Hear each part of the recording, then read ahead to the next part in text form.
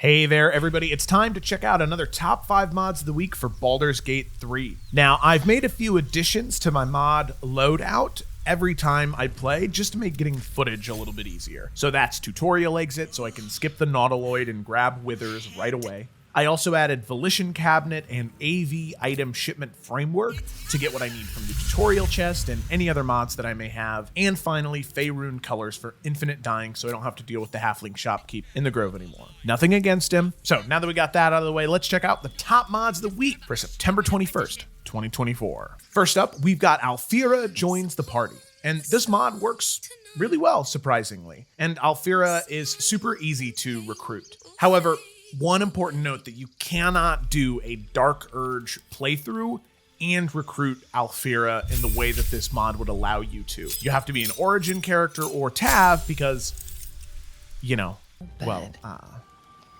you stand above a body, which is in a state. In order to recruit her, all you have to do is complete her small little dialogue tree within the Druid Grove to help her complete the song, take a long rest, and then she'll show up that night to join your party, same as she would for Dark Urge. But just keep in mind that she doesn't have any new voice lines or party banter since that wasn't in the base game.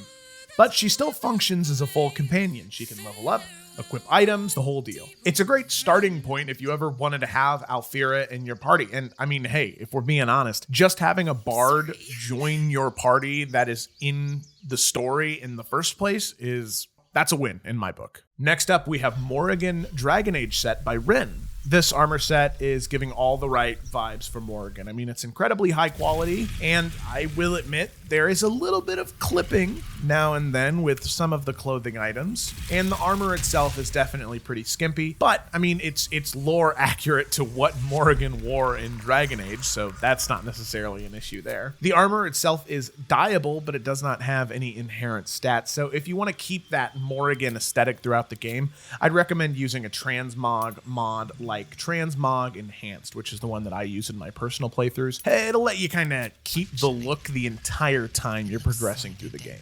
Speaking of Dragon Age, next up is Blood Sorcerer, a Sorcerer subclass. The mod honestly pairs perfectly with the Morrigan armor set for all you Blood Mage fans out there. And I mean, for me personally in Dragon Age Origins, I always expect Morrigan to be a Blood Mage. So this just kind of feels right for me. The class itself is really strong, especially by the time you'd get to the Shadow Curse lands where necrotic resistance comes up quite a lot. The subclass allows you to overcome resistances and immunities to necrotic damage, which makes sense because almost all the spells deal necrotic damage, and nice enough, they do actually have some cool custom spell effects to go along with them.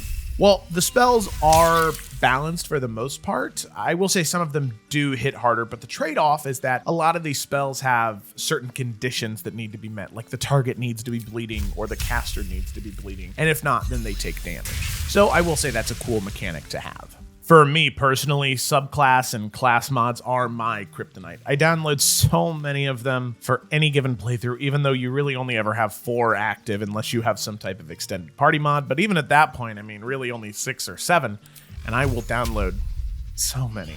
So this one is going in my mod order because I'm weak, and I'm going to download all the class mods that I want, and that's just the way that it is for me. But overall, in terms of this mod, I love the flavor of the subclass. The unique spells really make it feel like an actual Blood Mage. Next up, we've got Hawke Dragon Age 2. Once again, continuing with the Dragon Age theme. There was something in the water this week, I suppose. This is a really good implementation of Hawke's model for his face, hair, and beard. And I mean, it looks exactly like him from what I remember. Now, I do also recommend downloading the Hawke's Blood Swipe mod to complete the look. And I mean, now all we really need is some Blood Dragon armor, and we could have a full-on Dragon Age mod list in Baldur's Gate 3. So if you're a fan of Dragon Age, this mod is a must-have to bring Hawke into your game.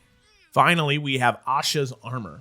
This set is simple, but blends in seamlessly into the world of Baldur's Gate 3. The mod author used in-game assets, so it's compatible with all body types and has been most thoroughly tested on body type 1, but I had it on Karlach, who uses body type 3, and I didn't notice any issues. The armor itself is also dyeable, which is a nice bonus. Stat-wise, it's not overpowered. It gives you a little bit of extra damage, and the boots themselves offer some speed and freedom of movement if you activate them. But by late Act 2 or early Act 3, you'll probably find something stronger. But, I mean, it's a solid armor set to add to your journey.